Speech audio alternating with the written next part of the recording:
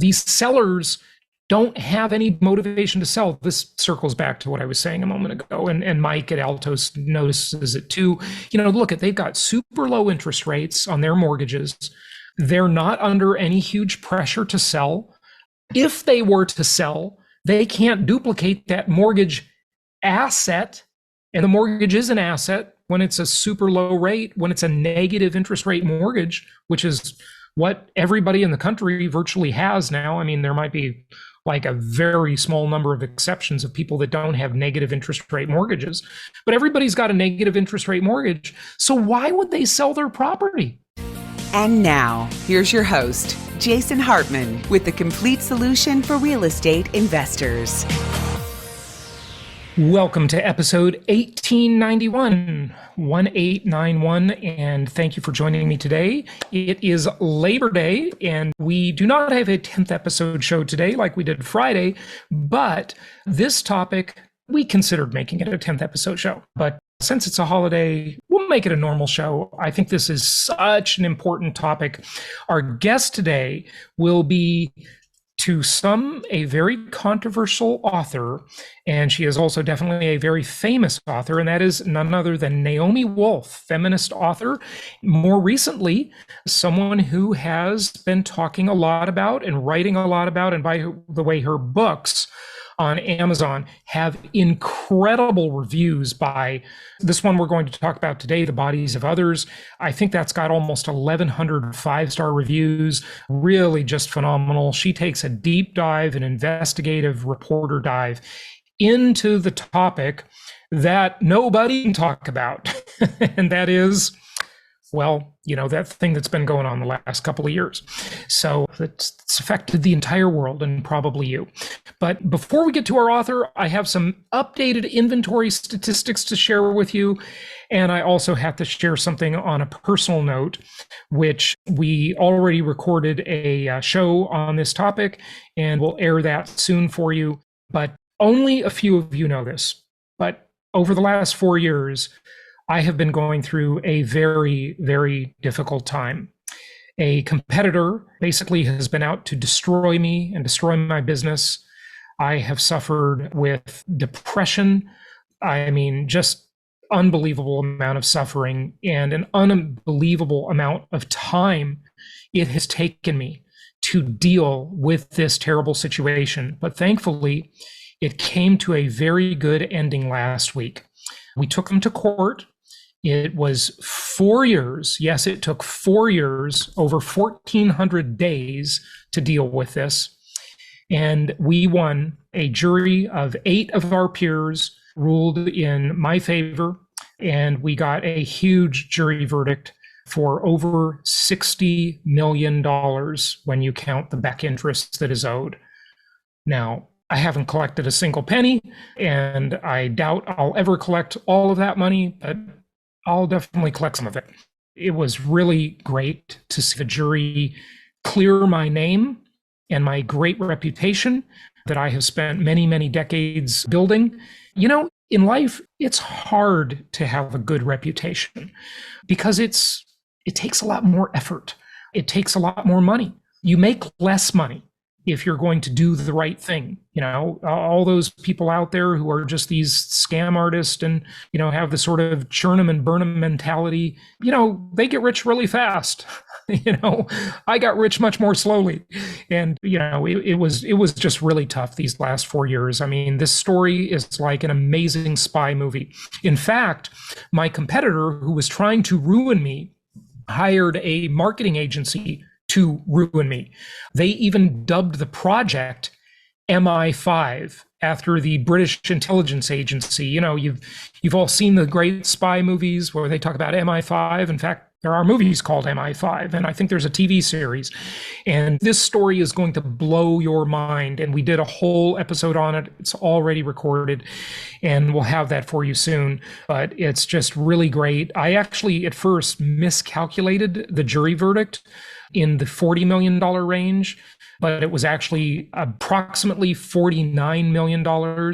And then when you add the back interest, that totaled like another $11 million, if you can believe it. I mean, it's a lot of money and interest for almost 4 years that is due as well. So I'll tell you a lot more about it, but it was really just great to see that my name was cleared. People invaded my privacy. They misappropriated my name, my likeness, my trademarks. They competed unfairly. And a jury of 8 people unanimously decided that they did the wrong thing and has awarded me a huge verdict for my victimization. They just took huge advantages of me, and it was very unfair what they did. So more to come on that one. But on the good side, my creativity has been stifled. My relationships have been stifled. My physical fitness and health has been stifled, mental health and physical health, because of all the ways that this just affected me over the last 4 years. And I'm glad to see it worked out. This has easily taken me at least 2 hours a day, every day of my life over the last 4 years, not including just all the time I had to spend thinking about it. But literally, it took a quarter of my workday every day to just deal with this situation because there were so many aspects.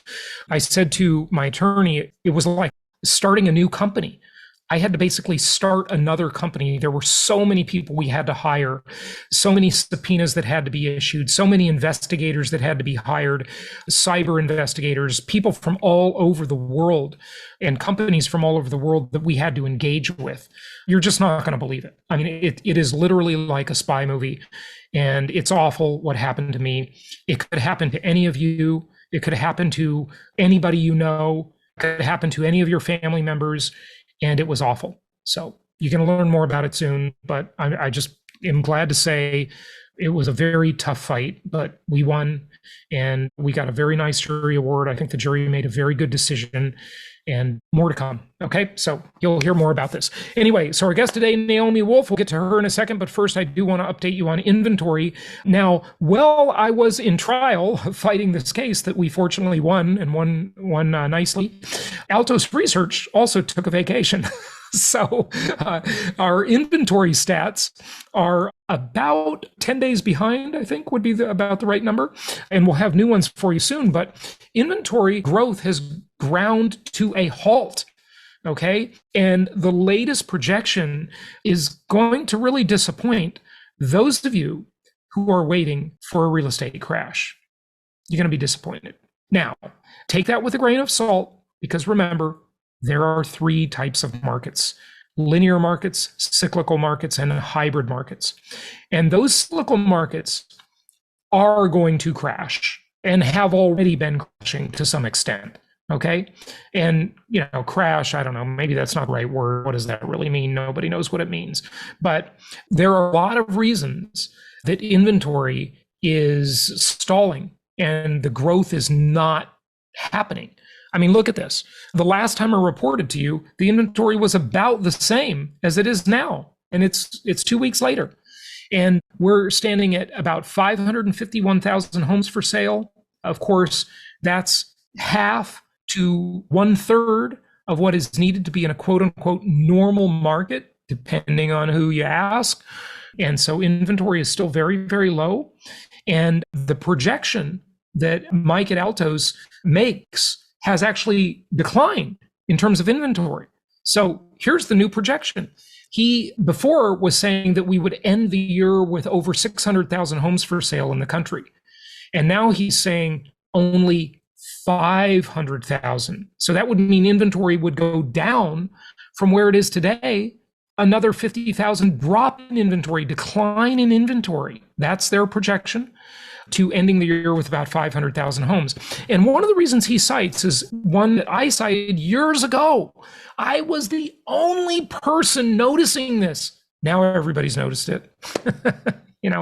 But I'm going to claim credit for being there first, even though during this terrible case and terrible time and depressing time I've been going through for the last 4 years, my ability to research for you and create content for you and my creative thinking about new ways to look at markets and economics and so forth and new ways to look at real estate has really been stunted. And, I can't wait till now that my mental energy is freed up. I'm going to be able to put a lot more back in. A lot of people say, Jason, aren't you just going to retire? No interest. Okay.